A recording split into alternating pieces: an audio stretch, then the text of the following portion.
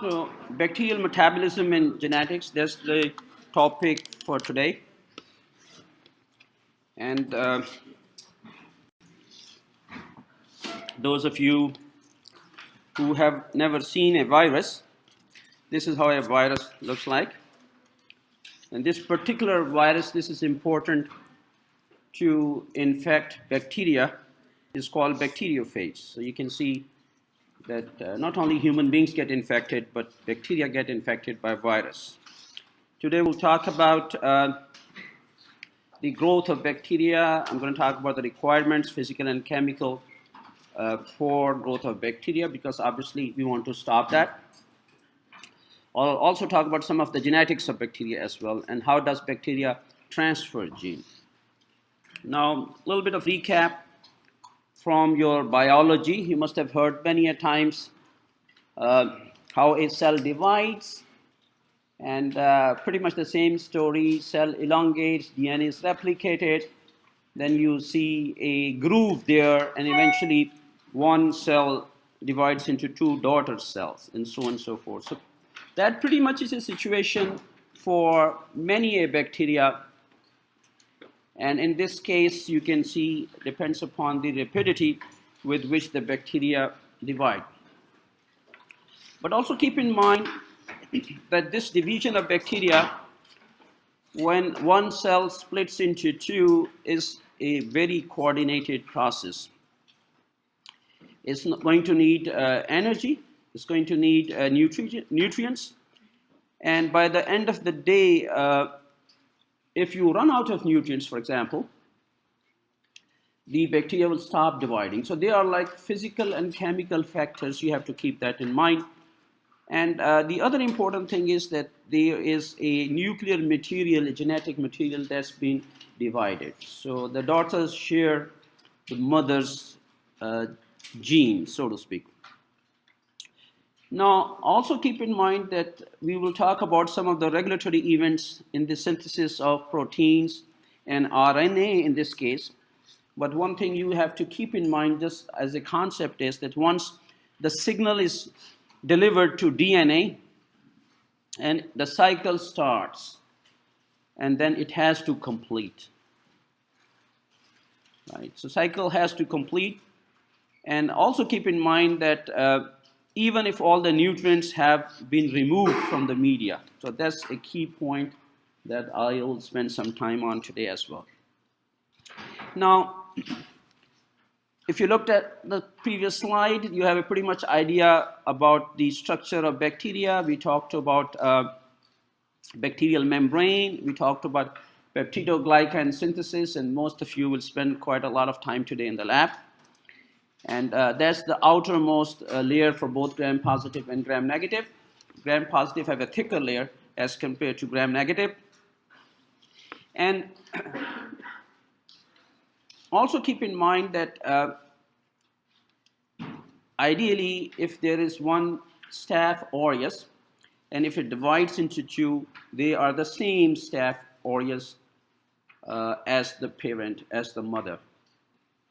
But sometimes it may happen that there is a resistant strain developed. So where is this resistance coming from? Why all of a sudden we have a problem with antibiotics? So that's something that you have to keep in mind. Now, as far as bacterial cell is concerned, also keep in mind that the genetic material that bacteria has, though it looks a little bit scattered, there is no nucleus per se, but even then, there is a very precise division of the genetic material, and cell basically divides into two. There is a multiplication time we call dividing time. So many bacteria may have different dividing times. So if you were to plot a graph, for example, if I was to plot a graph in terms of the log of number of bacteria versus time in hours, that's the dividing time. So you can see it goes through 1, 2, 3, 4 definitive phases. First phase we call lag phase, log phase, stationary phase, and then death, basically when there is a decline in the number of bacteria. Why do we have lag phase? Because at that time there is an intense activity where bacteria is preparing for all the nutrients required for it to divide. And then again, once you have that, there is a logarithmic or exponential increase. You can see log phase. And then again, there will be a time, a natural curve, where you will have a stationary phase, and then there is a decline phase. So it's pretty much key concept for you to have that all bacteria have to pass through these phases. Not to tell you that bacteria, even when they die, they are any better than or any worse than they are alive, because if they have an outer covering endotoxin, they will still cause the damage.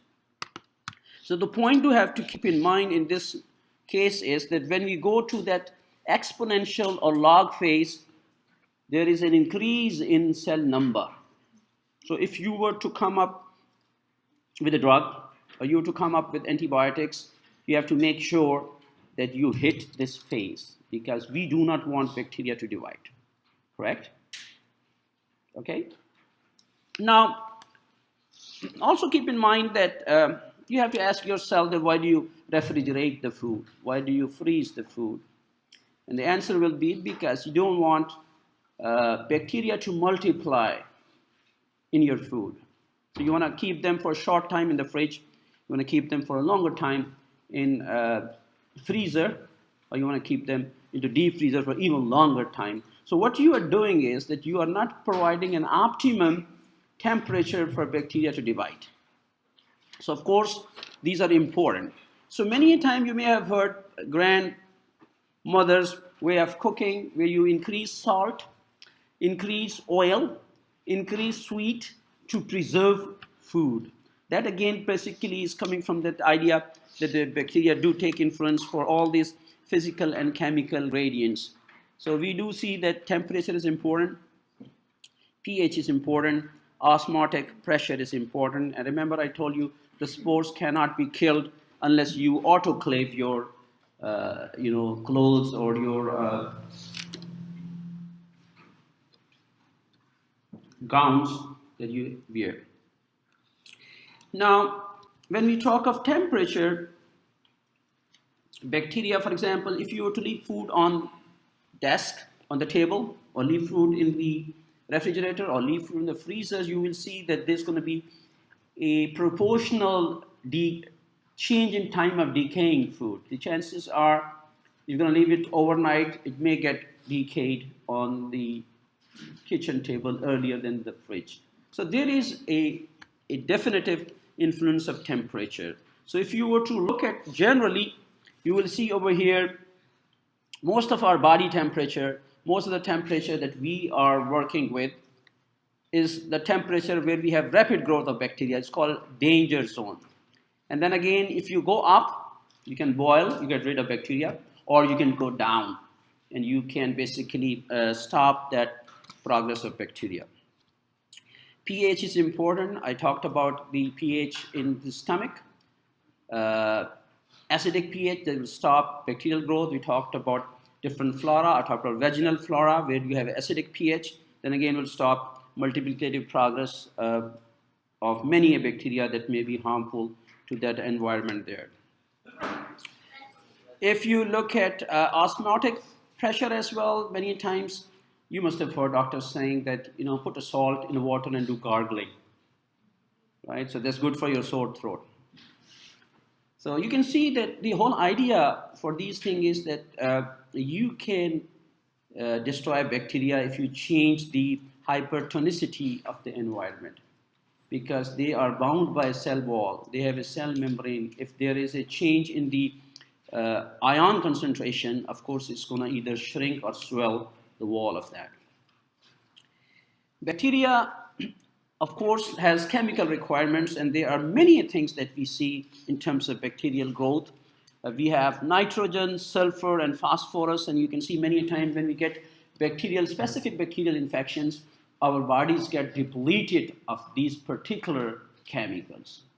So if you look, for example, for some of the levels of, let's say over here, a particular amino acid. So that amino acid is deficient, like thiamine or biotin. because the infection in your body is consuming for the growth of bacteria. So that's the concept people come up with, that when you have infection and you're taking antibiotics, you may want to have complements or supplement in terms of multivitamins and so on and so forth, but that's true as well. If you look at trace elements, and then there are many enzyme cofactors, because the whole idea is that bacteria is dividing at your expense. So it's basically taking your nutrition requirements and dividing it in number. So we will run short of those particular trace elements that we have. The most important that I have discussed earlier as well is the requirement for oxygen. So you can see there are many ways of dividing bacteria, but this is an easier way. And then again, also keep in mind that some of them basically will only live when they have oxygen. So they basically are called obligate aerobes, as compared to some of them basically they're going to run away from oxygen. They don't want to have oxygen, so they are called obligate anaerobes. And then in between, they are facultative. They are those bacteria, they can make do, whichever situation you give it to them, either oxygen or no oxygen, they can make do with that. But at the next time, there are some other ones, they may have very specific requirement for oxygen. Right? So as I said earlier, most likely respiratory tract infections are caused by those bacteria, they want to grow in oxygen. As compared to wound infections, for example, where there is no oxygen, there's a dead tissue, some of the bacteria want to thrive on that. So that basically is coming from some of the enzymes that these bacteria have, and these are important. So if you pay attention over here, why is it that this bacteria wants to live in oxygen? Because it has those enzymes which are catalase and superoxide dismutase, and they allow toxic form of oxygen to be neutralized. So they have this capability to neutralize toxic form of oxygen and make use for them, as compared to the other one, which also have catalase and superoxide dismutase, and they can basically neutralize the toxicity of oxygen, right? And then some lack this enzyme. So these bacteria do not have those enzymes. It's a very common question asked. And then the whole idea is that bacteria themselves carry these enzymes, catalase, superoxide dismutase. And the whole idea is that these enzymes are going to chew up the toxic radical and then make them survive. Okay, and then you can see some of the other bacteria may have specific need. I'll give you an example, like Clostridium, for example. So Clostridium tetani, this is the one that you get by roadside accident. And this is a bacteria that doesn't like oxygen. It wants to thrive on dead tissue. So when there was an outbreak, or there's a big epidemic of that particular bacteria or any other bacteria that wants to grow on dead tissue, so they want to treat, they used to treat the patients by putting them in oxygen chambers. So they will put them in oxygen chamber and treat the whole body, hoping that oxygen is going to kill those bacteria, because those bacteria don't like oxygen. So that's the whole point over here. So use of oxygen, and then also important for many different things. For example, antioxidants. We talked about antioxidant. And also remember, I told you when the neutrophils, they phagocytose the bacteria, the killing enzyme they have is basically reactive oxygen intermediates or reactive nitrogen intermediates. So they have those, so to speak, bleaches. It's like hydrogen peroxide. So hydrogen peroxide that you normally use, that is basically used for wound cleansing, because it is going to cause damage to the bacteria, right? And it is a bleach as well. Okay? Now, When we talk of bacterial genetics, some of the key concepts, again, go back to that basic table that you saw, differences between eukaryote and prokaryote. How is it that our nuclear material is different than the bacterial nuclear material? So bacterial genome has a single haploid chromosome. That's the most important thing. It has a single haploid chromosome. And what other things that it has, some other genetic elements which are extra chromosomal pieces of genetic material like plasmids. And I'll talk about bacteriophages. And what are bacteriophages? Virus that infects bacteria. That's what the key first slide was. Now also remember, the question you have to ask yourself to understand today's lecture is that why do we get drug-resistant bacteria? If you say they go and divide by mitosis, by binary fission, so mother, daughter, so where is this extra piece of information is coming from? So that is basically a Nobel Prize winning research. So let's talk about some of the important genetic elements of bacteria. So what are bacterial genes? Right? Because bacteria has protein on the outer side, it makes glycoproteins, and it has many different lipid parts. So it is obviously manufacturing through the genes. Now, we human beings, we have two distinct copies of each chromosome. Therefore, we are called diploid. So we are diploid as compared to only one copy of chromosome which the bacteria have, and these are haploids. Now ask yourself this question: if that is true, so bacteria only have one chromosome, if by chance there is an alteration of gene which is called mutation, it will have an obvious effect on that particular bacteria as compared to human beings. So if you look at the probability or the chances, your statistics, right? If there's only one and something's going wrong with that, the chances are it's going to show up. The other important thing, those of you who are interested in DNA structure or RNA structure, that if you look at this one, for example, a typical cell, and of course this is not a bacterial cell because it has a nucleus, and you can see they have a chromosome, and if you open up the chromosome, like open the thread, and you will see a DNA, but DNA is bound into that specific configuration by something we call histone. So histones are there. But of course, bacteria would not have histones. Okay? Now, remember, as I said earlier as well, whenever bacterial DNA is dividing, we hope that nothing should happen, will happen, but cell has a machinery to check that there should not be any mutation. If there are a mutation, they need to be repaired.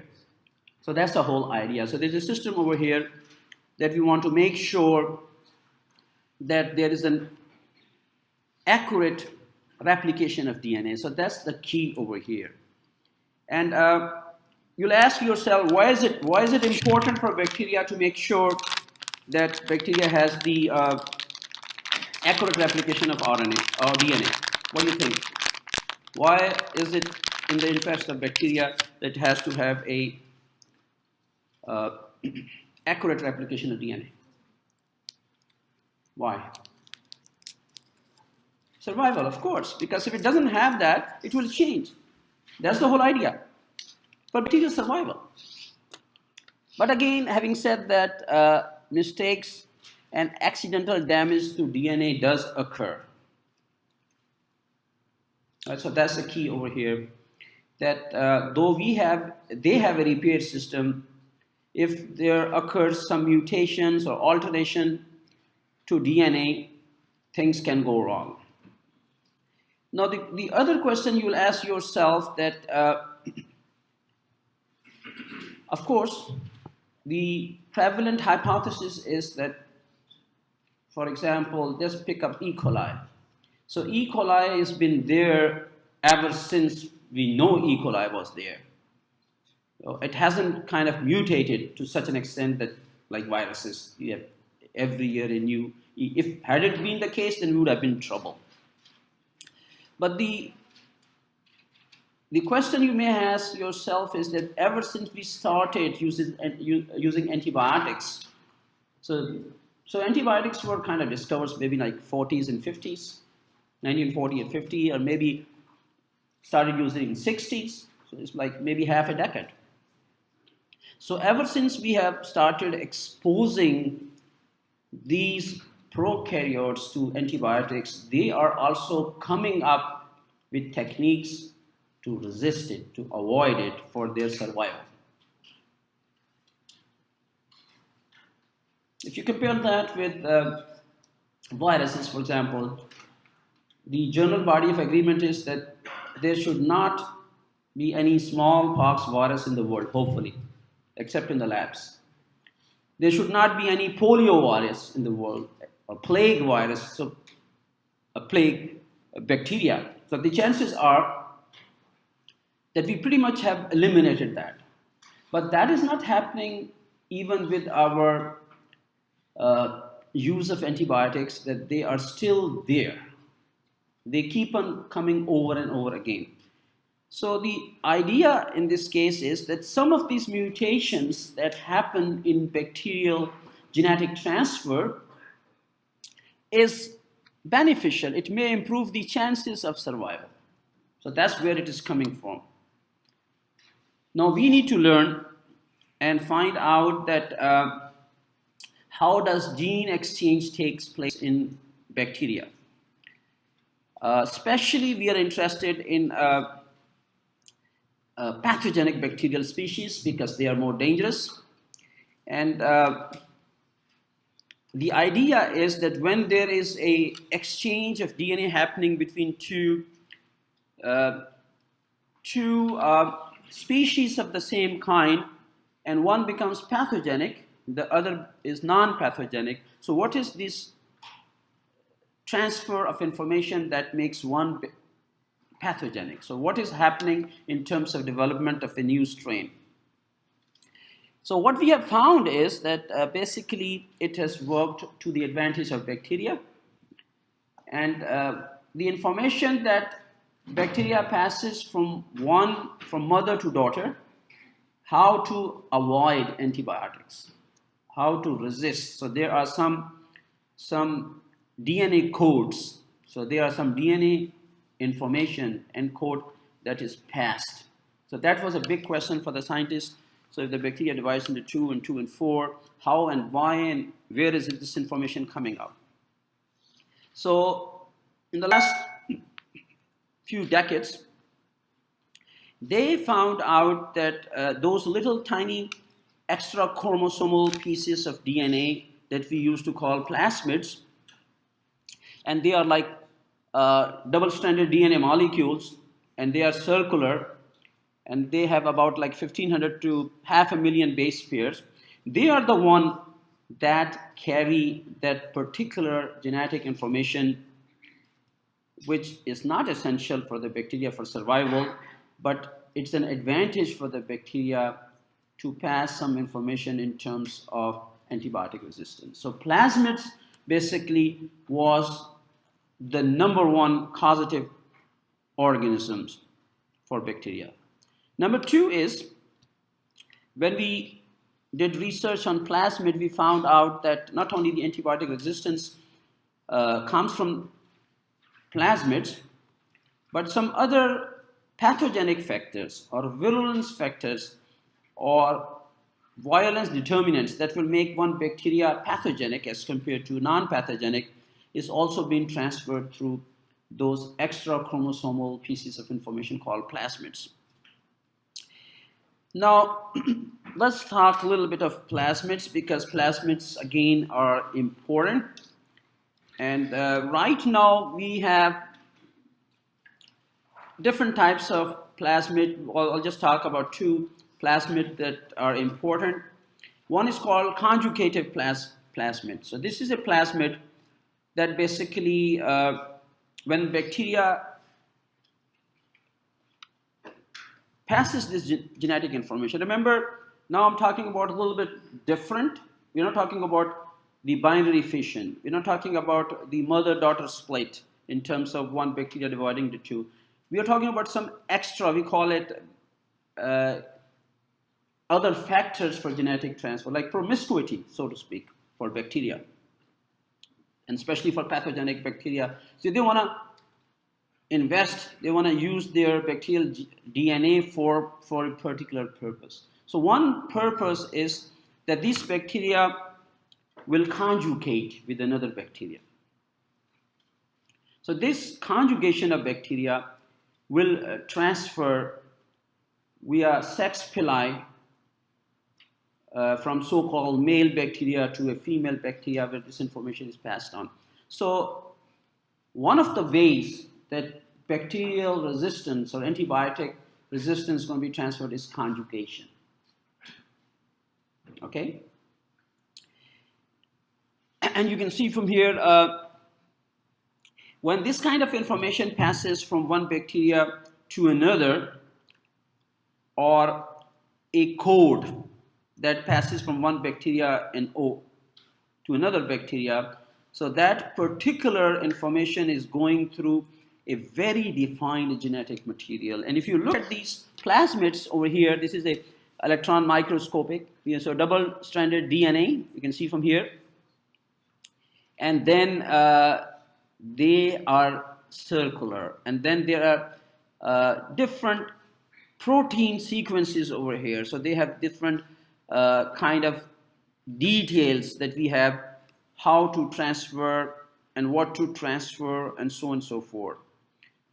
The example for this kind of conjugation is that plasmid is that we can basically use it for our own industrial use as well. So if you want a particular sequence to be developed, so you would insert into this plasmid and infect the bacteria with this plasmid, and then bacteria will start making this up. So this is many times we produce many proteins industrial use by our capability to go and open up these plasmid and add the genes of our interests. Okay? The other important, so conjugation, when bacteria mates, so to speak, with another bacteria and passes this information for genetic transfer of antibiotic resistance. The other important thing is bacterial viruses. So what happens is that there are two bacteria. One bacteria gets infected with a virus, and this virus will put the genetic material into that particular bacteria, and this bacteria then will divide or used as a parasite for replication of viral DNA or RNA. So in the process of doing it, it may have those extra chromosomal plasmids. So they will also get incorporated into viral genetic material. And when that cell disrupts, it picks up that virus, and that virus has these plasmids. And then plasmids will go and infect another bacteria. So they basically will be used as a conduit or a vector to take one particular genetic material from one bacteria to another bacteria, right? And then again, this basically happens in two ways. One way is that the virus will go and infect, and then the virus will divide in bacteria like any other cell, and then those viruses are released open without the lysis of bacteria. So this basically we call a state where bacterial cell itself is not broken up. It's not lytic, so they can survive. The other important thing is that they can go and divide into this bacteria and then break those bacteria apart and then be released. So these are the two major ways that we normally see. Third type of things that we normally see where bacterial DNA can transfer from one bacteria to another bacteria are transposons. So these transposons are called jumping genes. So these kind of those DNA material that is out there, and then basically it can go from one bacteria to another bacteria, from one cell to another cell. So this is another important thing that you can basically encode. So you can basically take one gene, insert the gene of your interest, and put it back into the genetic material. Okay? So these are some of the ways that we normally think they are there. Now what we want you to do is that again try to understand this concept, because this will be the only time that we discuss it, and the next time we will ask you to give us reasoning where is this antibiotic resistance coming from and what makes a bacteria resistant to antibiotics. So you have to keep in mind that basically it is coming from the bacterial genetic exchange. So that's the whole idea. Bacteria are passing those special genes to their progeny, and I think some of the books mention 4, but your book, Murray's, has mentioned 3, and I'll talk about why is it 4 missing there. But if you were to remember these 3, number 1 is in conjugation. Bacteria mate with each other via sex pili. The second one is a transformation. I'm going to talk about that by some experimental things. And the third one is a transduction. So these are conjugation, transformation, and transduction, and we'll have a full workshop on that as well. So let's talk about conjugation a little bit detail. And I think you pretty much got the essence of it, that what we are trying to say is that the bacteria which basically are in the same species or related species, they physically come in contact with each other and they conjugate. And there is a bridge, which is in bacterial case we call pili.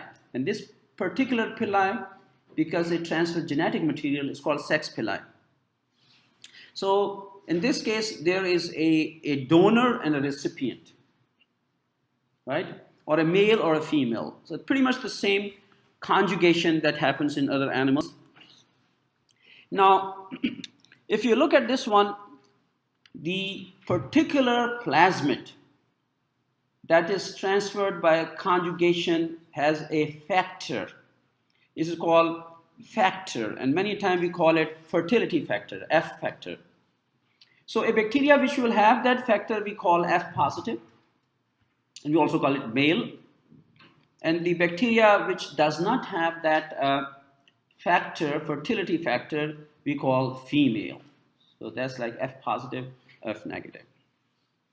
So what happens is that the donor will transfer the whole pieces of chromosome into recipient bacteria. So that's the whole idea. Okay? And this one specifically, where it happens in terms of a particular plasmid, we call that as a conjugative R factor. So that's important. So let me actually show you the figures, and you, those of you who have read it before me, may have already seen that.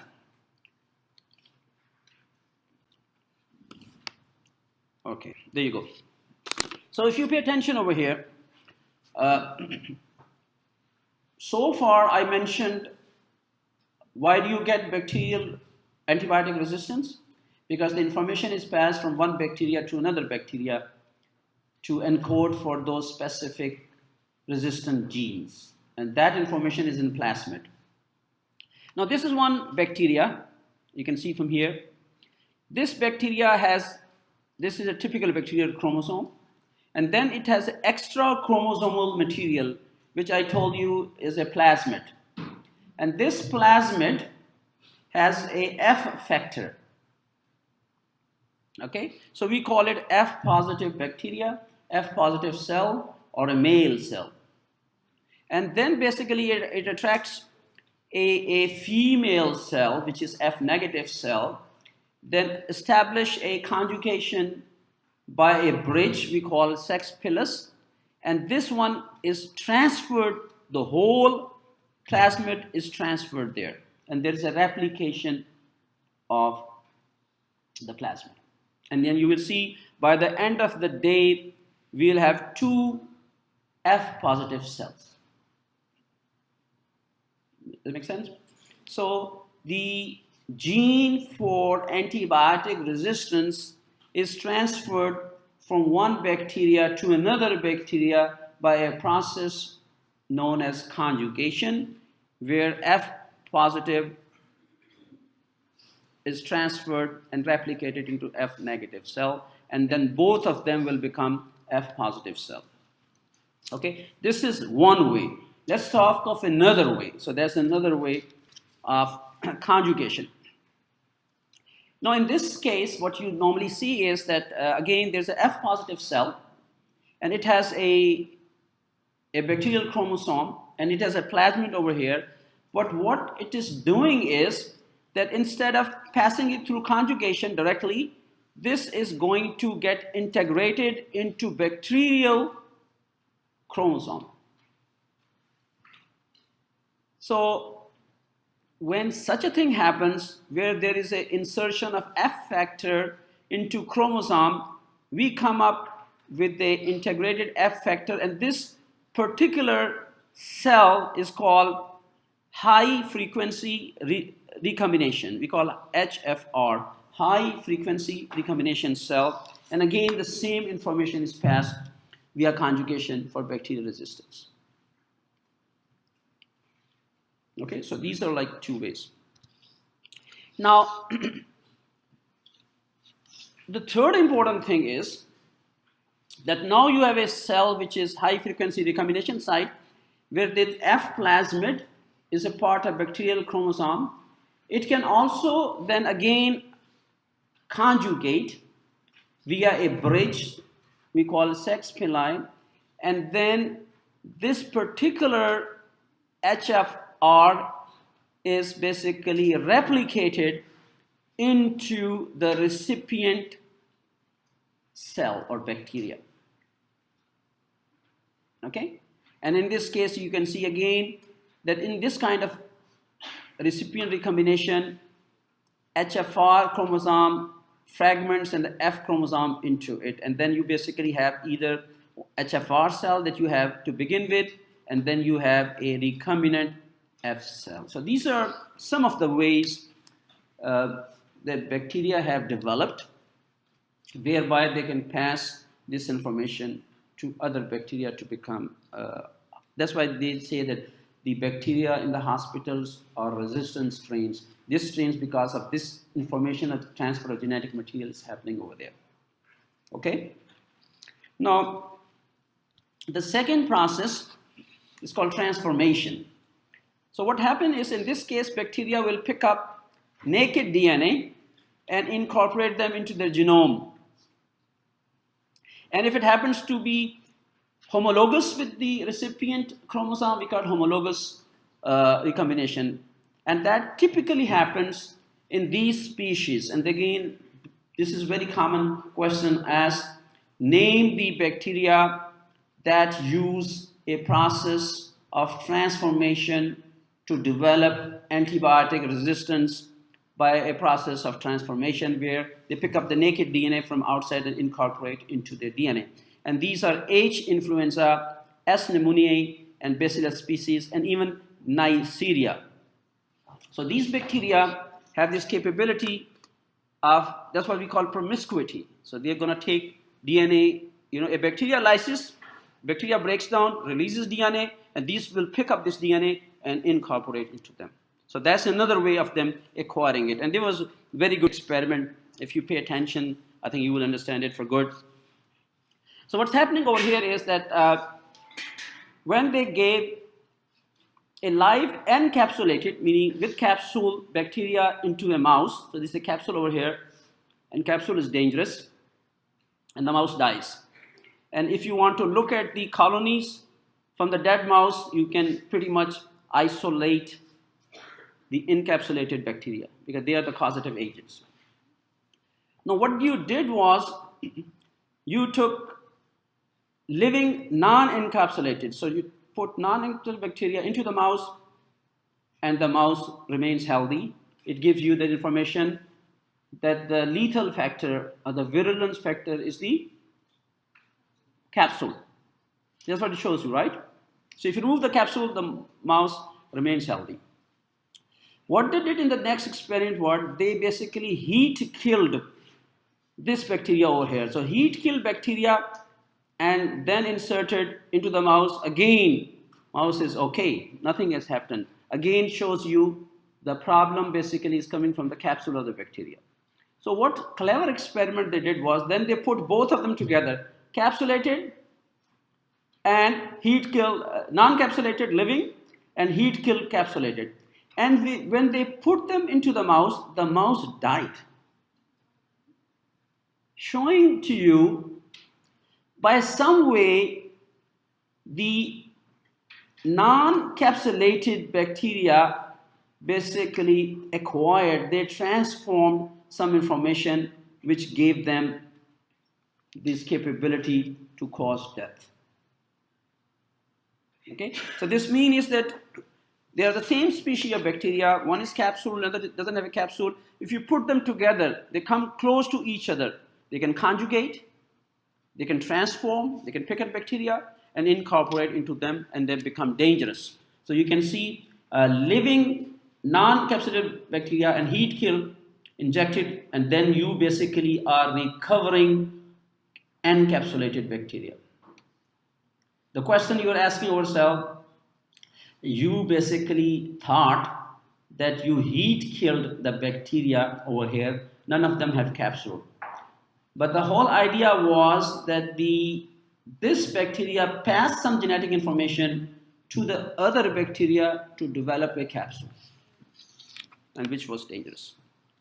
Okay? So conjugation, transformation. And the third important thing where that kind of gene transfer takes place is called transduction. Again, pretty simple. A bacteria gets infected by a virus, and the virus had already picked up a resistant gene by infecting another bacteria which was already there.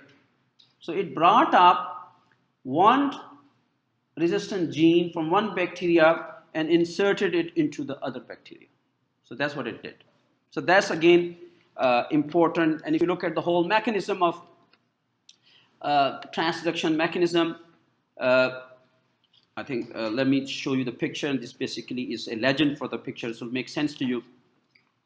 So let's see over here, this is a bacteria and it gets infected by a virus. So virus comes over here, injects the DNA into this bacteria, and this DNA basically incorporates into the bacterial DNA, and then again you can see from here that once the virus uses the machinery of bacteria to replicate, it will basically have both.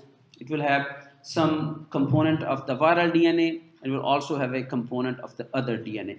So you have a donor bacterial DNA and recipient bacterial DNA both come together.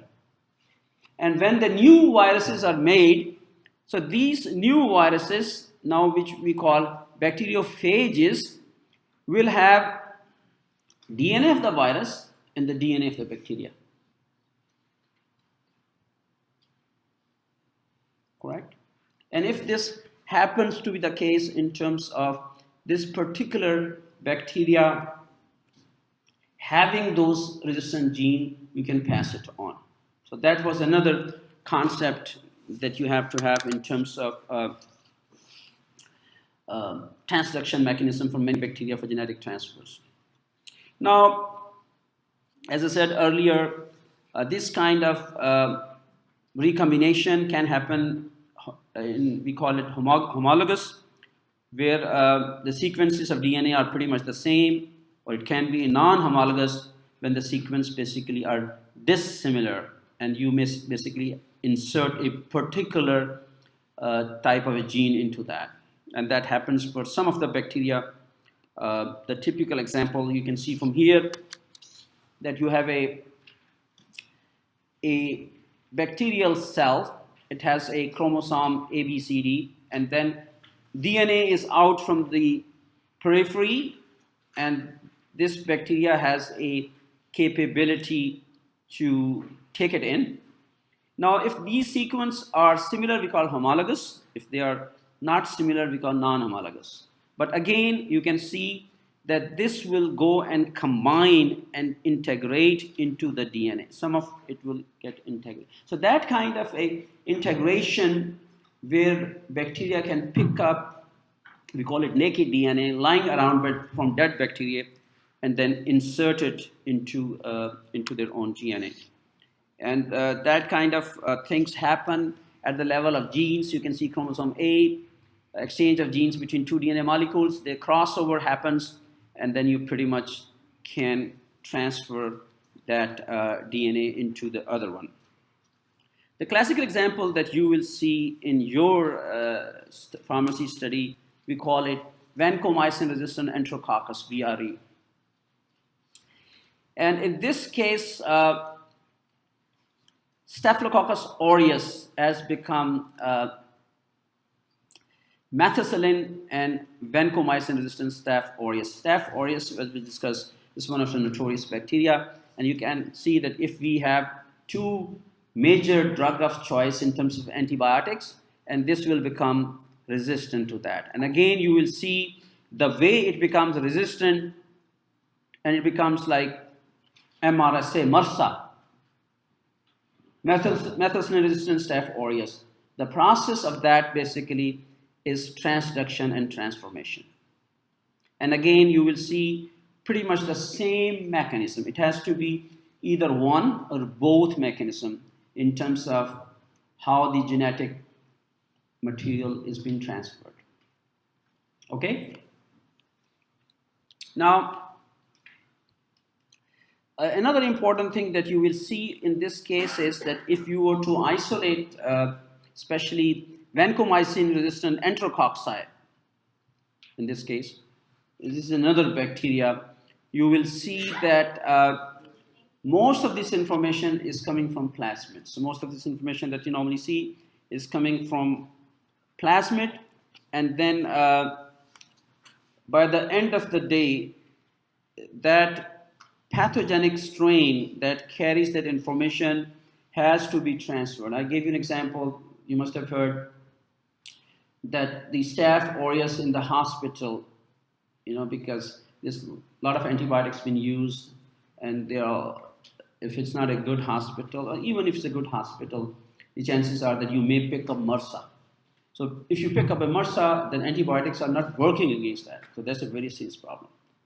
But we want to not only develop drugs, but we want to find out that how come a particular drug has developed that resistance. So that resistance, again, is coming from all those three important techniques that I mentioned earlier.